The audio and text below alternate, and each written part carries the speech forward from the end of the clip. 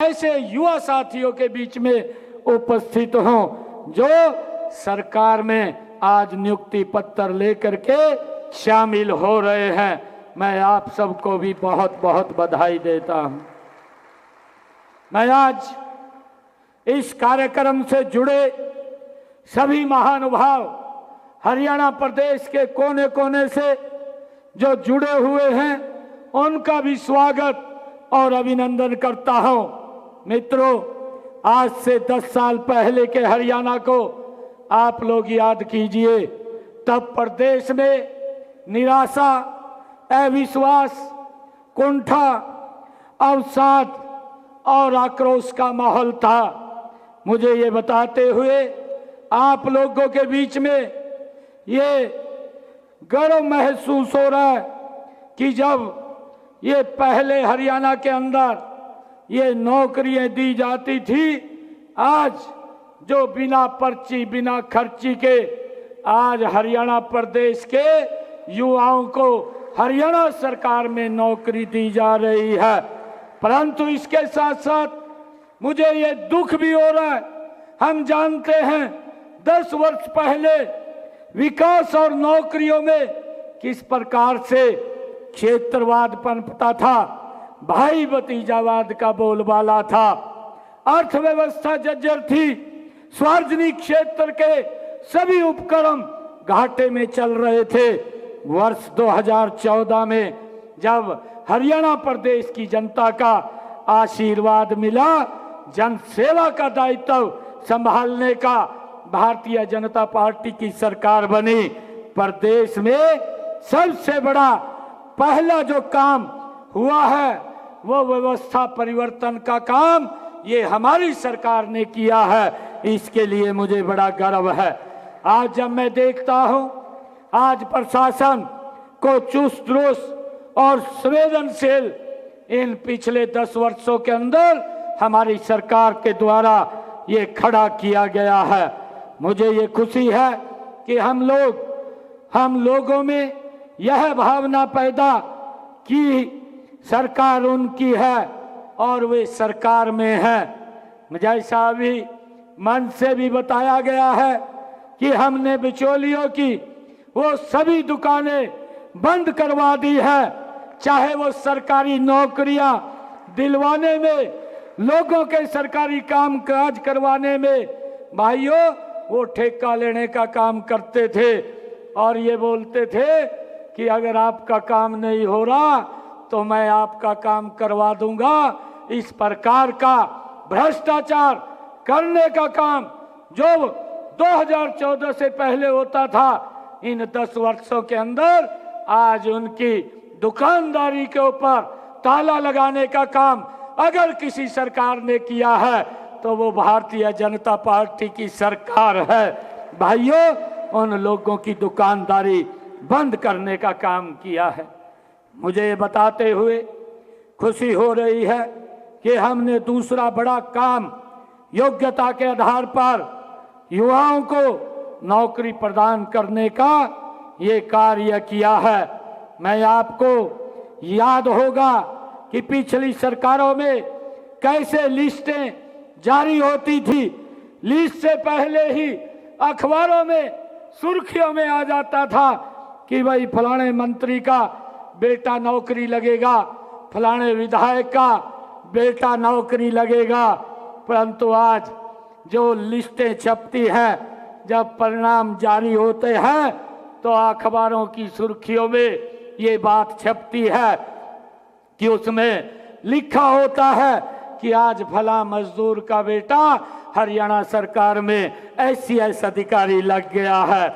आज उस रेडी फड़ी वाले का, रिक्शा चालक का बेटा आज हरियाणा सरकार में पुलिस में इंस्पेक्टर लग गया है।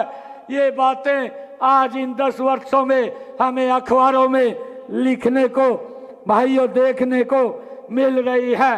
परंतु उनकी सरकारों में किस प्रकार से युवाओं के साथ भेदभाव होता था, आज मुझे ये बताते हुए बड़ी खुशी हो रही है आप लोगों के बीच में कि उनके माता पिता से ज्यादा मुझे खुशी हो रही है कि आज आप लोगों के बीच में, आप लोगों के चेहरे के ऊपर जो मुस्कान मैं देख रहा हूं, भाइयों, मुझे इसका बड़ा संतोष है कि आज गरीब परिवार का बेटा भी आज बिना पर्ची बिना खर्ची के भाइयों रोजगार में लगा है। जब हम पहले देखते थे भाइयों किस प्रकार से भाई भतीजावाद, जात पात और क्षेत्रवाद जैसी अनियमितताओं की भाइयों पूर्व की सरकारों में ये भरमार थी। लिखित परीक्षा तो उनकी सरकार में जो आज वो घूमते हैं वो इसलिए नहीं घूम रहे। हमारी जो शिक्षा मंत्री है आदरणीय सीमा त्रिखा जी, वो ठीक बोल रही थी, वो वैसे नहीं घूम रहे हैं। उनको इस बात की पीड़ा हो रही है कि भाई ये बिना पर्ची बिना खर्ची के गरीब परिवार में क्यों नौकरी जा रही है, इस बात की उनको पीड़ा हो रही है। भाइयों, उनके समय के अंदर हम देखते थे जो इस प्रकार की वो लोग बातें बोल रहे हैं। लिखित परीक्षा एक दिखावा होती थी, इंटरव्यू के नाम के ऊपर केवल अपने चहेतों को आगे करने का काम, लाभ पहुंचाने का काम उनके द्वारा किया जाता था। भाइयों, गरीब व्यक्ति तो उसके पास सिफारिश नहीं होती थी, या उनकी जेब गर्म करने के लिए पैसा नहीं होता था, या उनके पास कोई ऐसा व्यक्ति नहीं होता था कि वो सूची में नाम डलवा सके। उसको दर दर की ठोकरें खानी पड़ती थी।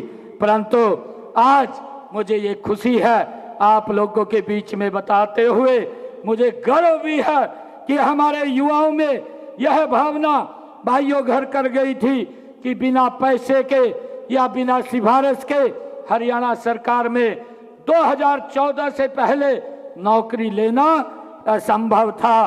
परंतु हमने इस पीड़ा को समझा है, हमने युवाओं की इस पीड़ा को समझते हुए आपको भाइयों पारदर्शी ढंग से नौकरियां देने का निर्णय ये हमारी सरकार ने किया है। आज युवा नौकरी पाने के लिए जुगाड़ की उसको जरूरत नहीं पड़ती, सिफारिश की जरूरत नहीं पड़ती, बल्कि भाइयों प्रतियोगिता परीक्षाओं की तैयारी के लिए आज मुझे जब मैं देखता हूं ये गर्व होता है कि वो किसी विधायक, किसी मंत्री, किसी नेता के चक्कर नहीं काटता। आज वो अगर चक्कर काटता है तो मुझे भी गर्व होता है, तो उस कोचिंग सेंटर के चक्कर काटता हुआ दिखाई देता है जहां पर उसको भाइयों अपनी भविष्य को बनाना है। मुझे इस बात का बड़ा गर्व है। आज गरीब परिवार का युवा बड़ा अधिकारी बनने के सपने को साकार कर रहा है। भाइयों, ये अगर कर सकता है तो ये नरेंद्र मोदी जी के नेतृत्व वाली इस डबल इंजन की सरकार के अंदर वो सपने को अपने पूरा कर सकता है। मुझे ये बड़ी खुशी है। मैं यहाँ पर कल ही एक घटना का जिक्र करना चाहूँगा। मेरे एक बहुत ही नज़दीकी मित्र वो कनाडा से मुझे मिलने के लिए आए। प्रदेश में वो खुले कोचिंग संस्थानों को देख करके वो बड़े हैरान थे। बातचीत के दौरान उन्होंने कहने लगे कि हरियाणा में बड़ा बदलाव आया है। मैंने कहा कि इसके लिए सिर्फ एक ही चीज़ करनी पड़ती है, वह है सरकारी नौकरी की भर्ती में ट्रांसपेरेंसी लाना, और उसके आधार के ऊपर आज हमारा युवा कोचिंग सेंटर के अंदर भाइयों वो घूम रहा है।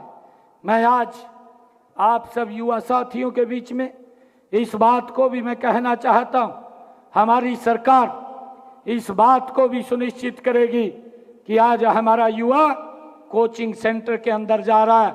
हमारी सरकार का ध्येय है कि गांव-गांव के अंदर हम लाइब्रेरी खोलने का काम लगातार हमारी सरकार कर रही है। और मैं इस बात को भी आज अपने युवा साथियों के बीच में इस बात को भी सुनिश्चित करूंगा कि कोई भी कोचिंग सेंटर का मालिक किसी भी बच्चे से कोई नजायज पैसा ना ले, उसकी भी सुनिश्चितता करने का काम ये हमारी सरकार का है। भाइयों, इसको भी आने वाले समय के अंदर हम दुरुस्त करने का काम करेंगे। भाइयों, मुझे ये खुशी है कि आज मैं जब ये देख रहा हूँ कि मेरे सामने जो युवाओं के चेहरे पर आज चमकते हुए दिखाई दे रहे हैं, वह इस बात का परिणाम है कि हाल ही में हमने पंजाबी भाषा के टीजीटी की भर्ती की है। और आप लोग देखते हैं, वो लोग बात तो करते थे, परंतु कहाँ टीजीटी थी।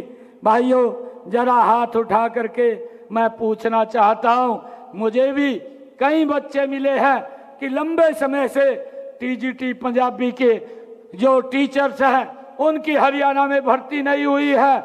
मैंने उनको आश्वस्त किया था कि हमने भाइयों बच्चों के एग्जाम ले रखे हैं और जल्दी ही हम उन बच्चों का रिजल्ट निकाल देंगे। आज मुझे ये खुशी है कि आज भाइयों 104 बच्चे टीजीटी पंजाबी के हरियाणा प्रदेश के अंदर पंजाबी को और आगे बढ़ाते हुए हमने इन बच्चों की नियुक्ति की है।